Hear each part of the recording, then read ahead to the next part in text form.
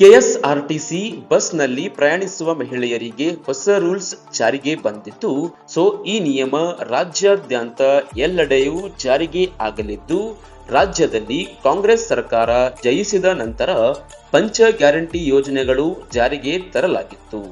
ಪಂಚ ಗ್ಯಾರಂಟಿಗಳಲ್ಲಿ ಒಂದಾಗಿರುವ ಶಕ್ತಿ ಯೋಜನೆಯ ಅಡಿ ರಾಜ್ಯದ ಎಲ್ಲಾ ಮಹಿಳೆಯರು ತಮ್ಮ ಆರ್ಥಿಕ ಕೆಲಸಗಳಿಗೆ ಮತ್ತು ಇನ್ನಿತರ ಕೆಲಸಗಳಿಗೆ ಉಚಿತವಾಗಿ ಬಸ್ನಲ್ಲಿ ಪ್ರಯಾಣಿಸಬಹುದು. ಇದರಿಂದಾಗಿ ಮಹಿಳೆಯರಿಗೆ ಸಾಕಷ್ಟು ಸಹಾಯವಾಗುತ್ತಿದೆ. ಆದರೆ ಈ ಶಕ್ತಿ ಯೋಜನೆಯನ್ನು ಜಾರಿಗೆ ತಂದಾಗಲಿಂದ ಸಾಕಷ್ಟು ರಾಜ್ಯದ ಸಾರಿಗೆ ಸಂಚಾರ ಮೇಲೆ ನಷ್ಟ ಉಂಟಾಗುತ್ತಿದೆ ಮತ್ತು ಬಸ್ಗಳಲ್ಲಿ ಸಾಕಷ್ಟು ರಶ್ ಆಗುತ್ತಿದ್ದು ಹಾಗೂ ಟಿಕೆಟ್ ಕಳ್ಳಾಟ ಕೂಡ ನಡೆಯುತ್ತಿದೆ ಎಂದು ರಸ್ತೆ ಸಾರಿಗೆ ಸಂಚಾರ ಇಲಾಖೆ ಹೇಳಿದೆ.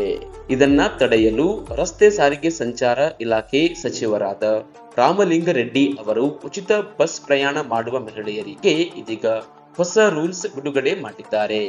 ಈ ರೂಲ್ಸ್ ಪಾಲನೆ ಮಾಡಿ ಮಹಿಳೆಯರು ಇನ್ನು ಮುಂದೆ ಬಸ್ಗಳಲ್ಲಿ ಪ್ರಯಾಣ ಮಾಡಬೇಕು.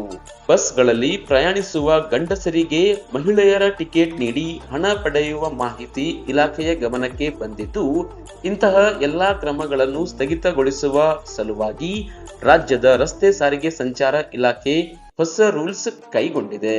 ಇನ್ನು ಮುಂದೆ ಸ್ಮಾರ್ಟ್ ಕಾರ್ಡ್ ಬಿಡುಗಡೆ ಮಾಡಲಾಗುತ್ತಿದ್ದು, ಎಲ್ಲಾ ಕೆಎಸ್ಆರ್ಟಿಸಿ ಬಸ್ಗಳಲ್ಲಿ ಗಂಡಸರಿಗೆ ಟಿಕೆಟ್ ನೀಡಿ ಹಣ ಪಡೆಯುವ ಕೆಲಸದಿಂದಾಗಿ ರಸ್ತೆ ಸಾರಿಗೆ ಸಂಚಾರ ಇಲಾಖೆಗೆ ಒಟ್ಟು 100 ಕೋಟಿ ರೂಪಾಯಿ ನಷ್ಟ ಉಂಟಾಗಿದೆ ಎಂದು ಇಲಾಖೆ ಹೇಳಿದೆ.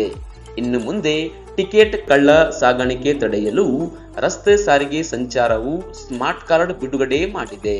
ಇನ್ನು ಮುಂದೆ ಆಧಾರ್ ಕಾರ್ಡ್ ಬದಲಿಗೆ ಸ್ಮಾರ್ಟ್ ಕಾರ್ಡ್ ತೋರಿಸಿ ಮಹಿಳೆಯರು ಬಸ್ನಲ್ಲಿ ಪ್ರಯಾಣಿಸಬೇಕಾಗುತ್ತದೆ. ಈ ಒಂದು ಕಾರ್ಡ್ ಪಡೆಯಲು 16 ರೂಪಾಯಿಯಿಂದ 17 ರೂಪಾಯಿ ಕಟ್ಟಬೇಕಾಗುತ್ತೆ.